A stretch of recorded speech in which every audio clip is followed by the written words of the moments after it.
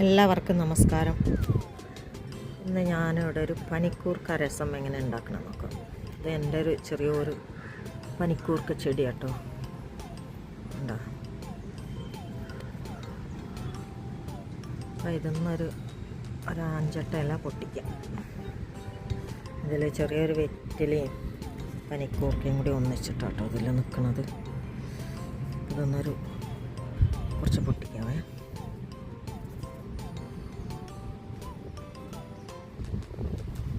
അപ്പോൾ ഞാൻ പനിക്കൂർക്കൊക്കെ പൊട്ടിച്ചിട്ട് എടുത്തിട്ട് വന്നിട്ട് നന്നായി കഴുകിയിട്ട് വെച്ചിട്ടുണ്ട്. ഇതേപോലെ വലിയ വലിയ ഇലകളാട്ടോ.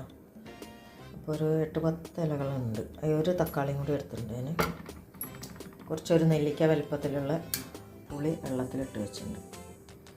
ഇനി നമുക്കൊരു പാൻ അടുപ്പിൽ വയ്ക്കാം. ഞാനിവിടെ ഒരു പാൻ അടുപ്പിൽ വെച്ചിട്ടുണ്ട്. പാനൊന്ന് ചൂടായി വരുമ്പോൾ കുറച്ച് നെയ്യ് ഇട്ട് കൊടുക്കാം. നെയ്യിൽ വറുക്കുമ്പോൾ ഒരു പ്രത്യേക ടേസ്റ്റ് നെയ്യ്. പനിക്കൂർക്കയുടെ ഇലയ്ക്ക് ഒരു 1-1.5 ടേബിൾ സ്പൂൺ ഇട്ട് കൊടുക്കാം.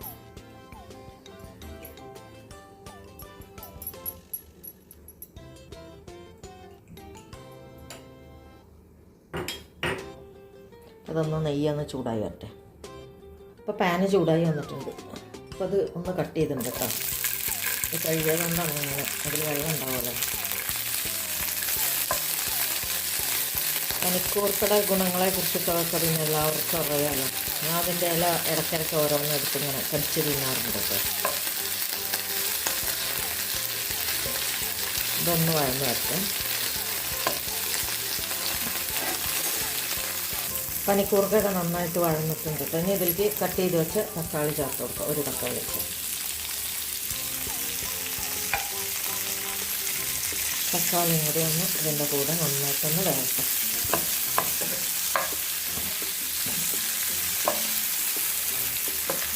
ഇപ്പോഴേക്ക് ഇതിലേക്ക് വേണ്ട പൊടികളൊന്ന് പൊടിച്ചെടുക്കാം.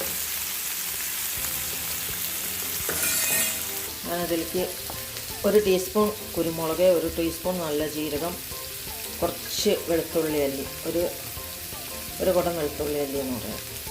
പിന്നെ കുറച്ച് കറിവേപ്പില, കുറച്ച് മല്ലിയില, ഒരു കഷ്ണം ഇഞ്ചി, 2-3 പച്ചമുളക് എരിവിനനുസരിച്ചിട്ട് ചേർത്തോളൂ.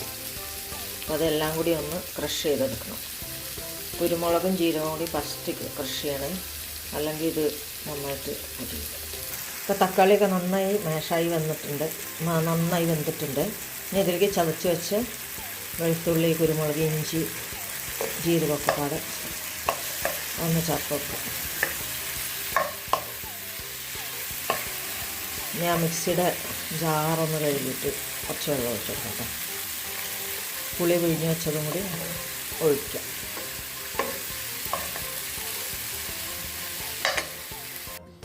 ഇതിലേക്ക് പുളി വെള്ളം കൂടി ചേർത്ത് വെക്കുക. നെല്ലിക്ക വലുപ്പത്തിലുള്ള പുളിയാണ് ഞാനിവിടെ ചേർത്ത് വെക്കുന്നത്. പിന്നെ ഇതിലേക്ക് 1/2 ടീസ്പൂൺ മഞ്ഞൾപ്പൊടി. ഉപ്പ് ചേർത്തിട്ടില്ലായിരുന്നു, ഉപ്പ് ചേർത്ത് വെക്കുക.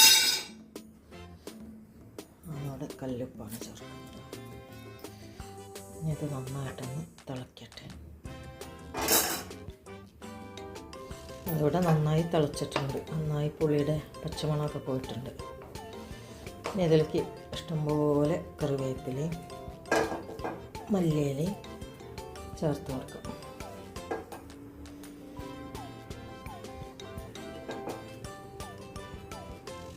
ഞാൻ അതിലേക്ക് കുറച്ച് കായപ്പൊടി ചേർത്ത് കൊടുക്കുന്നുണ്ട് കേട്ടോ. ഒരു 1/4 ടീസ്പൂണോളം കായപ്പൊടി.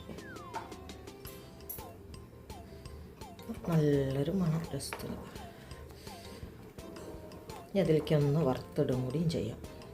കുറച്ച് കടുകും വറ്റൽ മുളകും കൂടി. അതിലേക്ക് വറുത്തിടാൻ വേണ്ടിയിട്ട് ഒരു പാൻ വെച്ചിട്ടുണ്ട്. അതിലേക്ക് കുറച്ച് നെയ്യ് ഒഴിച്ച് കൊടുക്കാം.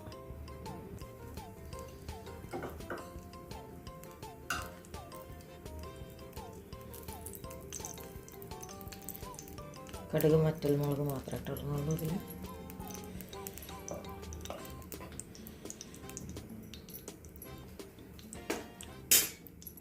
നെയ്യ് ചൂടായിട്ടുണ്ട്. ഇനി ഇതിലേക്ക് കടുക് 1/2 ടീസ്പൂൺ കടുക്, അതിൻ്റെ കൂടെ തന്നെ ഒരു വറ്റൽ മുളക്. നമുക്കിത് രസത്തിലേക്ക് ചേർത്ത് വെക്കാം.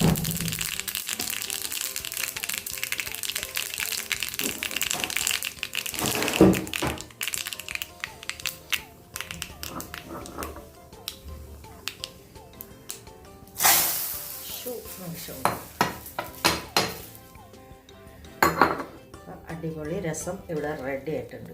അപ്പം നിങ്ങളും കൂടി ഒന്ന് ഉണ്ടാക്കി നോക്കി നിങ്ങളുടെ അഭിപ്രായം ഒന്ന് അറിയിപ്പിക്കണേ. അപ്പം അടുത്ത റെസിപ്പി കാണുന്നവരെ താങ്ക് യു.